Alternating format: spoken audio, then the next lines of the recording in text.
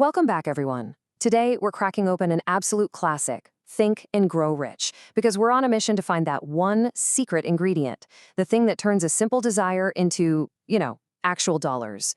What's the real source of wealth? Let's get into it. Okay, let's really think about this for a second. We all have wishes, right? We all have dreams. But what is that one thing that takes a thought, just a simple wish, and turns it into a billion-dollar reality?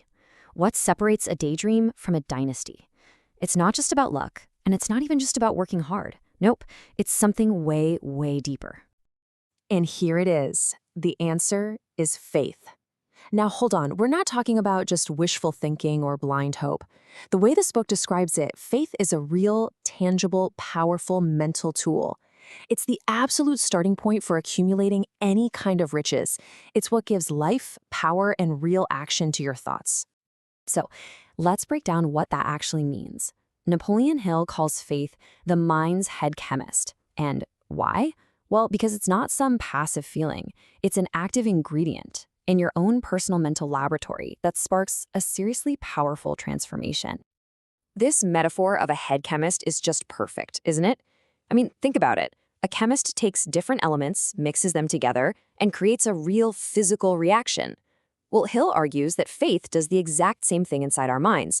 It takes a thought, which is totally intangible, right? And it mixes it with powerful emotion, creating this potent formula that your subconscious mind can actually understand and act on. So here's the crucial part. Hill basically defines faith as the thing that translates our ideas into a language the universe can understand. He calls this universal force infinite intelligence. It's this vast creative power that we can all tap into. So faith is the bridge. It's the connection between our own finite mind and this infinite source of power. You can almost think of your subconscious mind as a computer's algorithm. It is completely impartial. It doesn't judge you. It doesn't have an opinion. If you feed it positive thoughts mixed with faith and courage, it just runs the program for success. But if you feed it negative thoughts mixed with fear and doubt, it will run the program for failure just as easily.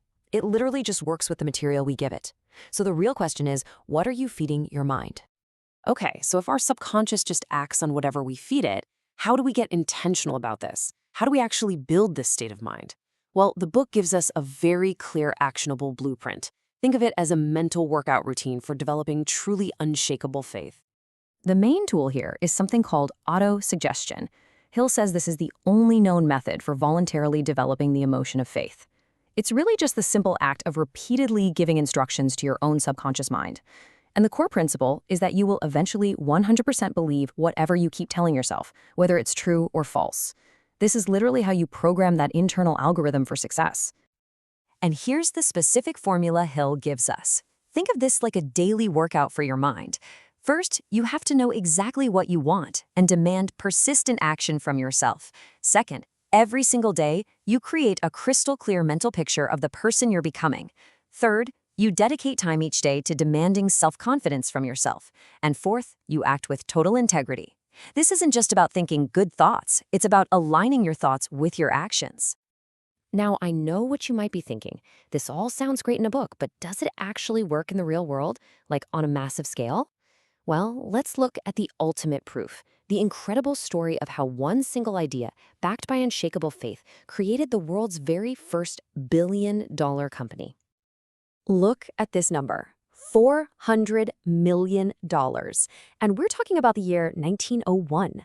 That was the price that Andrew Carnegie, who was the richest man on the planet at the time, scribbled on a piece of paper to sell his entire steel empire.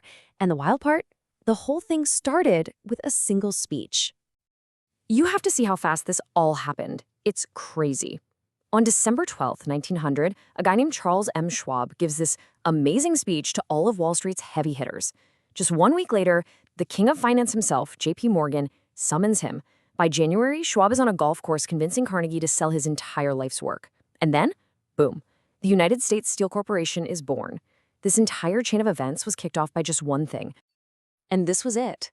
One single intangible idea. It wasn't about assets or balance sheets at first. It was a vision living inside Schwab's mind.